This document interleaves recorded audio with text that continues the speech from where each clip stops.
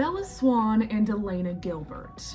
Two teenage girls that fell in love with immortal men who are literally decades older than them. They both have their faults, but if we were to directly compare the two, who is the worst vampire romance protagonist? That's what we're going to find out today. Hello everyone, welcome to the Reulerverse, where I tell otherworldly stories and give writing commentary. Today we're going to cover a topic that I've actually been wanting to cover for a long time, but I didn't think that it would be on brand for this channel. However, I've recently tried expanding my videos to other audiences, so here we are. I've noticed that there are a lot of videos on Twilight and the Vampire Diaries, but there are very few who talk about them both together. This was always strange to me because I feel like the two series have a lot in common, especially when it comes to their protagonists. Neither of them are well liked by their fan base, like, at all, and I can definitely understand why. One definitely deserves it, but the other, I'd say, needs at least some credit. She needs people to go a little bit easier on her. Let's talk about them. For those who don't know or are less familiar with Bella and Elena, they are the protagonists of Twilight and the Vampire Diaries respectively. And if you've been living under a rock, Twilight is an extremely famous movie series based on books by Stephanie Meyers, while the Vampire Diaries is another extremely popular TV show by the CW based on books by L.J. Smith. A lot of people say the Vampire Diaries copied Twilight, but this actually isn't technically true, at least with the books. The Vampire Diaries actually came out before Twilight, with the release of its first book in 1991, and Twilight releasing in 2005, almost a decade and a half later. But regardless of who copied who, there's no denying that these two series are extremely similar to each other. So with that background information out of the way, let's get to the meat of this video, their protagonists. Bella Swan. We'll start with Isabella Swan. Bella is a 17-year-old human girl from Phoenix, Arizona who moves to Forks, Washington to live with her dad. It is stated in both the books and movies that she did so to have a more stable life, as her mother recently got married to a minor league baseball player and they travel around too much. There she gets a lot of attention from the locals due to being the new girl and makes fast friends. She also meets a mysterious man named Cullen who doesn't seem to like her very much. She wonders why, and in her quest to find out the truth, she learns he's a vampire. They fall deeply in love, and no matter how dangerous their relationship gets, they can't seem to stay away from each other. So what's the problem with Bella then? As a concept, her character is actually very interesting. The plot of the story alone is enough to explore a lot of different avenues of growth for her. What was her life with her mother like, and why did it make her feel like she had to escape to a totally different town? Perhaps the reason she's so insecure about herself despite her popularity has something to do with that. What new hobbies and interests has she taken up now that she's in Forks, and how did she and Edward connect over those similarities? When Bella finds out Edward is a vampire, how does that affect her perception of him? No matter how she feels about him afterward, whether she's afraid of him or not, doesn't really mean anything. This revelation should be world-shattering, causing her character to change greatly. It literally affects everything about how she perceives the world, how she'll perceive death, how she'll perceive the concept of immortality, the fact that it's real. You get it. The two of them meeting has many paths it could take and many different avenues of growth for this main character, and all of them are equally interesting. But I'm sure if you've seen or at least heard of Twilight, you know where I'm going with this. Yeah, you guessed it. All the potential storytelling I discussed never happened. None of it. Instead, when Bella found out Edward was a vampire, it did not change her perception of him or the world at all. She did not even fear him, not even a little bit, despite him straight up admitting that he fantasizes about ending her existence, for lack of a better YouTube term. Even when she almost, leaves this world multiple times due to being associated with him, she does not change. Bella is the same person at the beginning of the story as she is at the end. A teenage girl whose whole world is a boy, and no matter what he does, she is still in love with him and wants to be with him forever. I mean, I feel like he could literally go to an orphanage and end everybody's existence there, and she would still like him. Obviously, that is an exaggeration, but again, as I was watching this and reading this, it sometimes did feel that way. Like, no matter what happened, this girl was just in love with him because the plot demands it. Sure, when Bella becomes a vampire, she gets more confident, but that is the only change we see in her in the entire 4-book and 5-movie run of the franchise. If you know anything about basic writing, you'll know that that's a massive issue. It affects both her relatability as a protagonist and her ability to move the story forward. A protagonist is supposed to be the reason most things happen, or that things the antagonist does are stopped. But instead of her doing things that affects the plot, it feels like everything in the plot happens to Bella. You could replace her with any other female character and the story would remain the same. And that, right there, is the core problem with Bella's character. Her flaws don't even end there, though. I'm sure many fans would actually be able to forgive Bella's faults, myself included, if she were at least a decent person, but she kinda isn't, like, at all. In both the books and movies, Bella shows the audience on multiple occasions that she only cares about one thing: getting with Edward. From the moment she meets him, she's obsessed. She treats her dad terribly for speaking out against Edward even after he breaks her heart multiple times. She has no discernible personalities, hobbies, or goals outside of Edward, and when Edward straight up abandons her and Jacob picks up the pieces, she leads the boy on, constantly implying that if he's there for her, she'll give their relationship a shot. In reality, she just didn't want to be alone, which, relatable honestly, but it's still, especially watching the movies, it still really comes off like she used him. Which, not cool, Bella. Not cool, and it really makes you look worse than you probably are. Now, Jacob has his own flaws too. Many, many flaws. But this video is not about him. Everyone around Bella who tries to support her, who is actually there for her, she ignores. She even treats her friend group at school badly, only contacting them when she needs something. Like, I can count on one hand the amount of times that Bella actually hangs out with them just to hang out with them, and most of them are in the cafeteria, which, you know, you're forced to hang out with people in the cafeteria at school, so I don't know how much that counts. My point being, though, Bella does not care about forming relationships around anyone else. She only cares about being with Edward. Understandably, this annoyed a lot of the fan base, myself included. So we can confirm that Bella is pretty awful in a lot of ways, but there are a few things that are redeemable about her character. I like her straightforward nature, how she confronts Edward about the truth and won't accept a no or lies for an answer. I also enjoy how even when the odds are stacked up against her, if people or vampires are cornering her, that she tries to fight her way out. At the very least, she's not a completely helpless damsel, but she's certainly not a good protagonist. But enough about Bella. Now that we've discussed her at length, let's talk about her counterpart. Why is she hated, and is she better or worse than Bella? Elena Gilbert.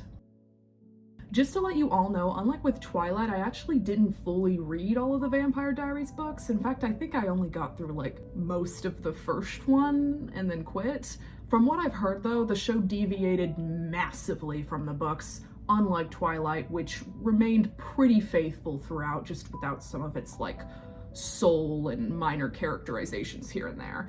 So for Elena's character study, we are going to be analyzing the show only. If we did show and books, that's two completely different characters and that doesn't really make any sense. I think making this distinction in the comparison between these two characters is more than fair, as the show has way more content than Twilight anyway.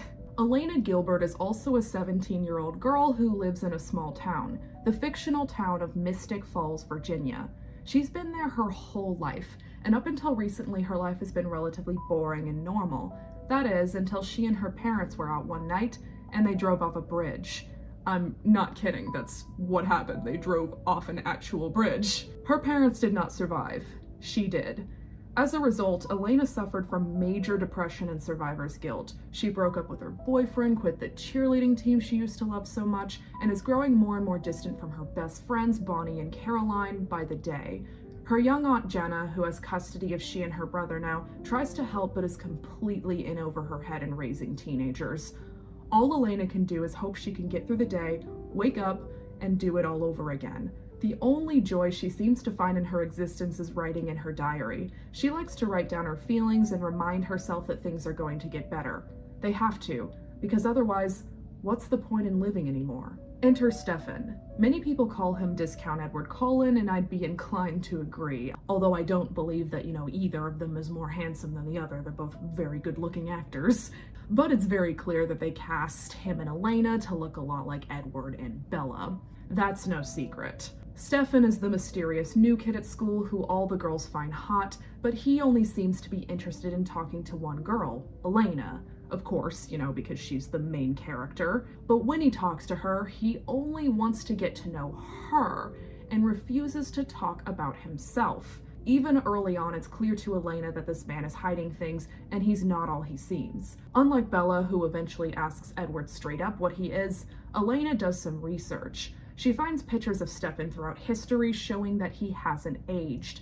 Then when she's sure he can't be human, she confronts him, demanding to know the truth. And he tells her, even showing her his fangs and eyes, and she is terrified. She tries to run, but he easily catches up with her. Stefan's inhuman speed terrifies her even more, and she begs him to let her go. He reassures her that he'd never hurt her and lets her leave to process her feelings around this revelation. What I just described is the first couple episodes of the show. A lot, and I mean a lot, happens throughout the Vampire Diaries. Love triangles, drama, tragedy, you name it. It is every teenage girl's dream, honestly. I could not possibly summarize everything that happens in the show in this one video. That would make this video like 3 hours long. So I'm going to give you the highlights, particularly the ones relating to Elena's character. I'm also going to hold the Vampire Diaries to a higher standard than Twilight, at least as far as character growth is concerned. After all, Twilight only had 5 movies, while the Vampire Diaries had 8 seasons. By all accounts, Elena should be a better developed character than Bella. So throughout its 8-season run, what did Elena learn? Well, at the beginning of the show, Elena was a depressed teenager trying not to give up on life. Honestly, relatable, who hasn't been there? I mean, not the parent tragedy part, but you guys know what I mean. She's straightforward, confrontational, and fiercely loyal to those that she loves. However, not all of her traits are good. Of course, she wouldn't be a character if they weren't. In season 1, she has trouble letting people in and has a tendency to try to sacrifice herself for her friends, even when they didn't ask for it. The first trait is fine, and it's something that she learns about and she improves over time. The second trait, though, the self-sacrifice, oh, not so great. At times, it almost feels like she had a martyr complex. Elena acts entitled all the time, believing that her plan for solving conflict is the only one that will work. As a result, she often gets in the way. In some worst-case scenarios, more people are unalived than needed because of her recklessness. That's okay, though. As long as she is confronted about that issue, realizes what she's doing is wrong, and grows and changes as a result, it's okay. In fact, that's part of the hero's journey, part of a normal character arc. So, what do the showrunners do to help her change? Well, at the end of the show, Elena is a lot less depressed and more confident. She ends up breaking up with Stefan and falling for Stefan's brother Damon, who makes her more reckless and morally gray. So that's also a change, I guess. However, in regards to the rest of her character, she's actually very similar. No one, and I mean no one, calls her out on her martyr complex, at least not for more than 5 minutes before forgiving her. No matter what situation she's in, she tries to sacrifice herself, it fails, and her friends have to rescue her. Even when Elena becomes a vampire and is much stronger than she was, this still happens. To make things worse, the other characters constantly go on about how selfless Elena is, despite the fact that most of her actions are inherently selfish. Going out of one's way to save others seems like a selfless act on paper, but the way she does it, never listening to her friends' input and always thinking she's right, is selfish. Don't get that twisted. And I don't think the writers knew nor understood that. I mean, I genuinely think they meant for her to be kind and caring and to always come off that way, but instead a lot of the time it comes off as standoffish. It goes even deeper than that, though. When Elena started making the transition from Stefan to Damon, it almost felt like she was showing her true colors or something along those lines. In the fact that she had absolutely no regard, no sympathy for the trauma and pain that he had caused her best friends, Bonnie and Caroline. For context, at the beginning of the show, Stefan was the good brother who only drank animal blood, and Damon was the bad brother who unalived people without any qualms about it. Yes, throughout the series, Damon does go through somewhat of a redemption arc, which is what makes Elena fall for him. At least I think that was the author's intent. But even if Damon had the best redemption arc in the world, spoiler alert, he doesn't, by the way, that would not excuse how he tried to unalive Bonnie multiple times and did even worse things to Caroline in season 1.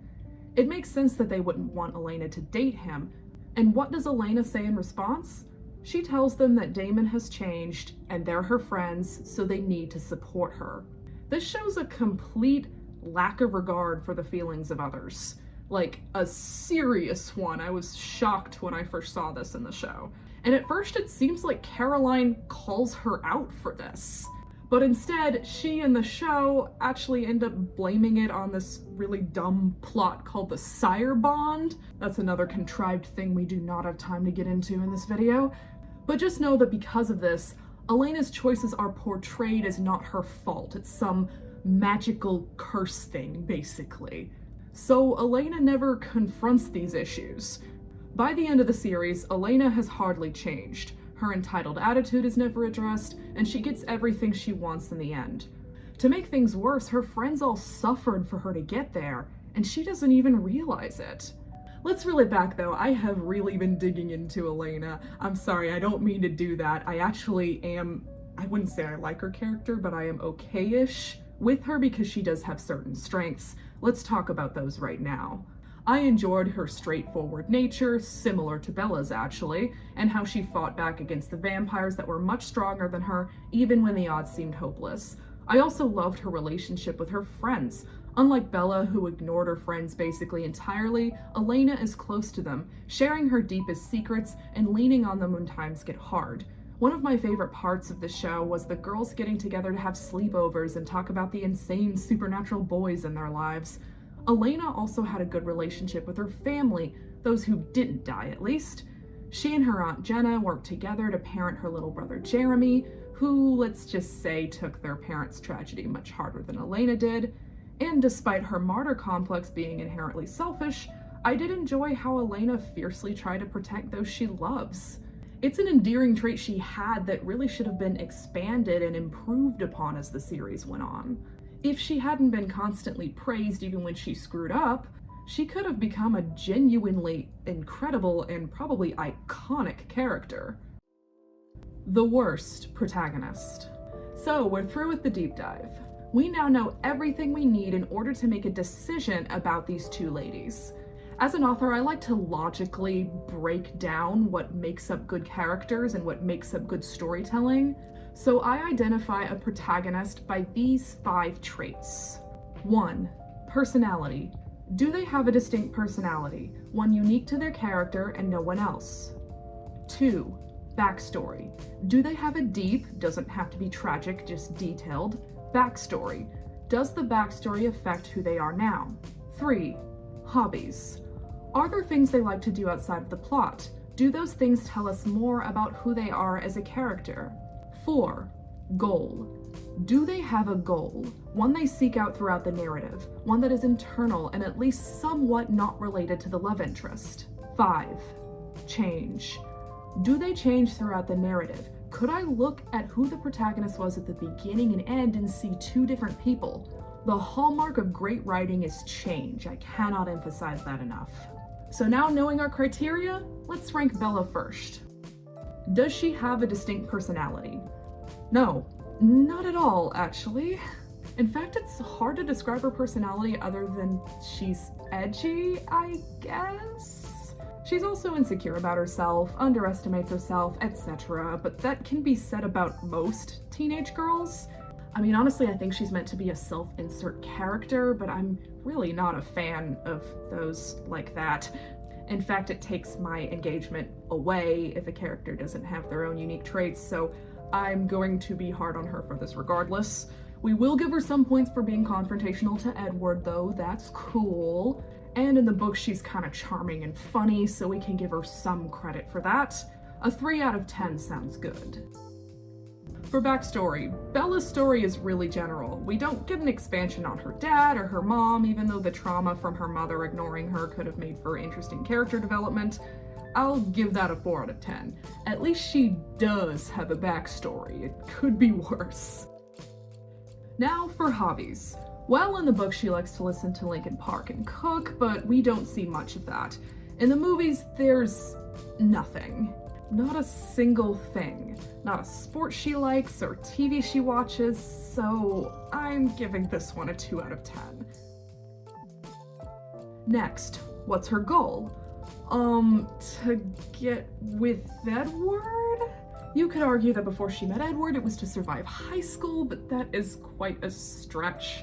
And also, again, very self-inserty, which I'm not going to be giving credit for that, even if that was the author's intention. So yeah, goal, motivations, very weak. 1 out of 10. Finally, we get to the most important one. Does she change? Hardly.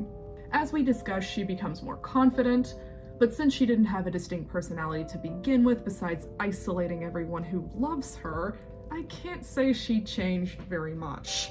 In fact, if you argue about the isolation thing, you could even say she changed for the worse, considering what she does to her dad at the end of the series, so 2 out of 10. Next is Elena.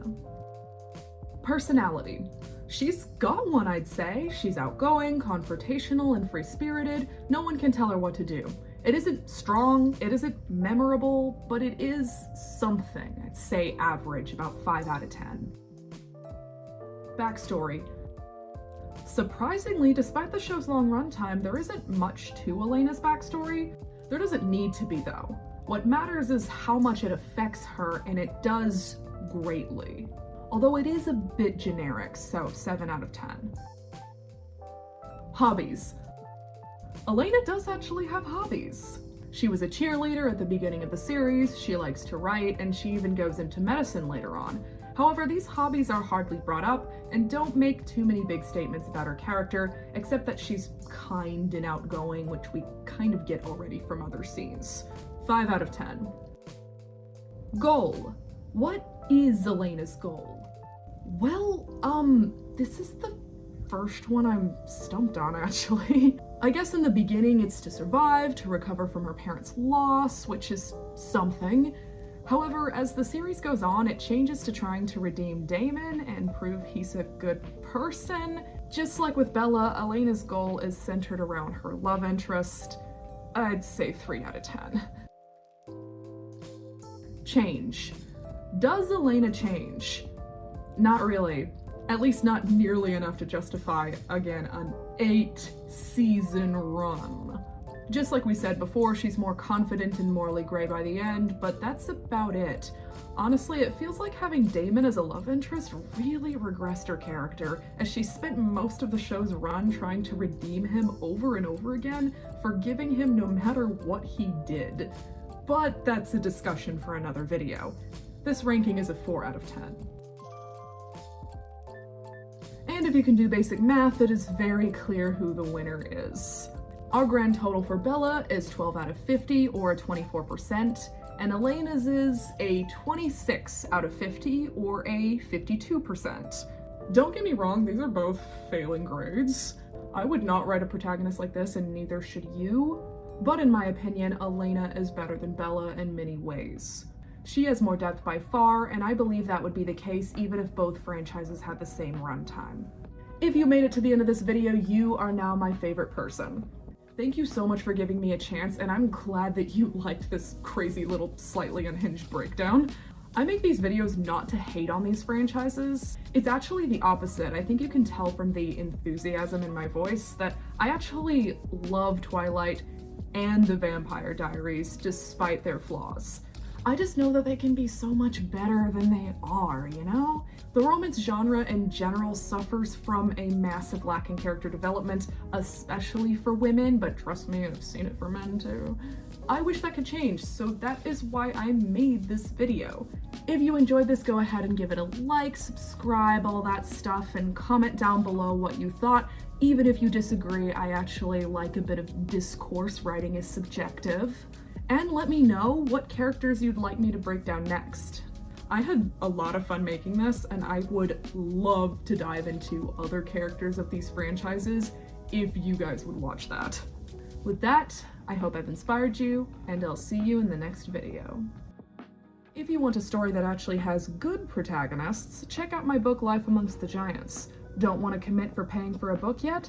No problem. My free audiobook, Rise of the Faunus, is out on this channel now.